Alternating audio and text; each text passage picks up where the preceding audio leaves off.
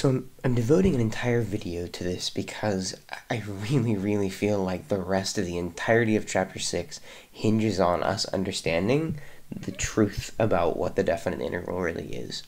I have written here that at this point the most common use, well, underline use of the definite integral is finding the area of a region bounded by functions. That's what we've done for the past couple of lessons. Like, that was all last week, right? We did that, right? We used it to find the area of a region. But what I want to talk about in this video is what a definite integral really means and what it's really doing. Like what is this thing? And very briefly, a definite integral, if I may say, it infinitely adds up very small things. And I know I covered this back in chapter 4, like this was something that we saw, but we never really used it, right? So I'm gonna be going into that in this video. I'm gonna try and keep it really short because I want you to be able to watch this thing like 2 or 3 times if you have to. I want you to be able to rewind and really fight through this idea and make sure that you've got it. So don't just breeze through this one. This is a really key point. So the example that I want to look at to sort of pull this together is this question, right? I want us to find the area under the function f of x equals x squared plus 1 between 0 and 2, right? And so, in some sense, you could look at this and say, well, between 0 and 2, I guess I would do this by doing the integral from 0 to 2 of f of x dx. Woo. We could do that.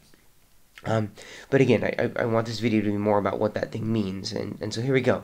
I want you to remember back to chapter 4, back to when we did Riemann sums, we did those rectangular things, right?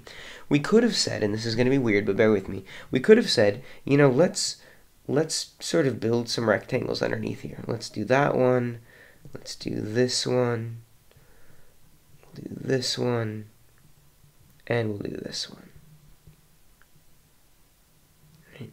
And I want us to take note of each of these rectangles. How tall is each rectangle?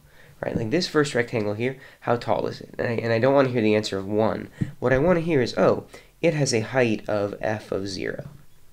Right? What's the height of this next one? Well, the height of this next one is f of a half, or f of 0.5. The height of this next one is f of 1. The height of this next one is f of 3/2, right? And then how wide is each one of these rectangles? Well, in this case, they're all the same. Each one of them has a width of a half, right?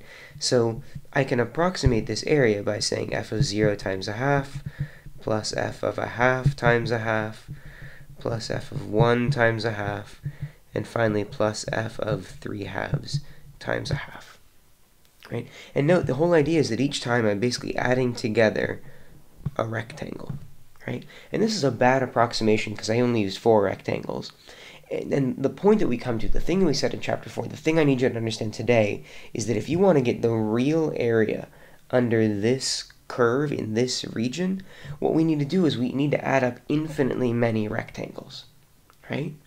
And so when I look at this, and this is crucial, when I look at this, I see a rectangle.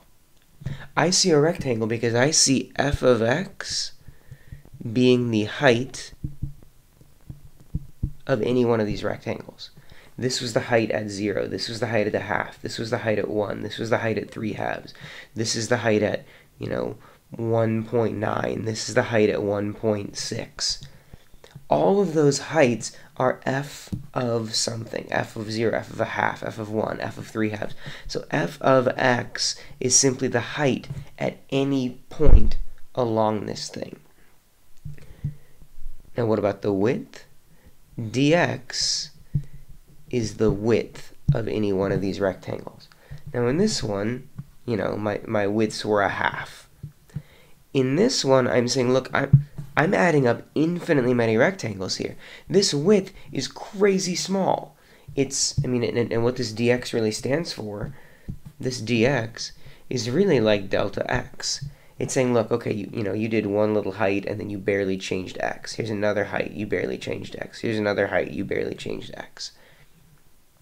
So please understand, and what you need to get out of this, and if you need to like listen to that or watch it a couple of times, like get this idea because it's huge. What an integral really does is it adds things up infinitely. And in this case, I'm simply adding a height with a tiny little width. And so what that means is I'm adding up a bunch of rectangles, and when I put together a bunch of rectangles, I can end up with the exact area of this thing.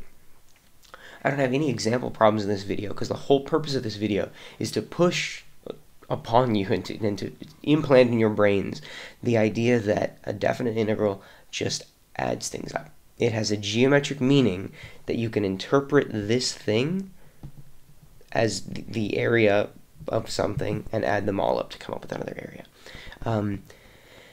The next video, I hope, will also be crazy awesome. There actually aren't going to be examples in that one either. I'm just going to be sharing an idea with you. So if you need to, watch this one again, take your notes clearly, and then get ready for the next one. I'll see you there.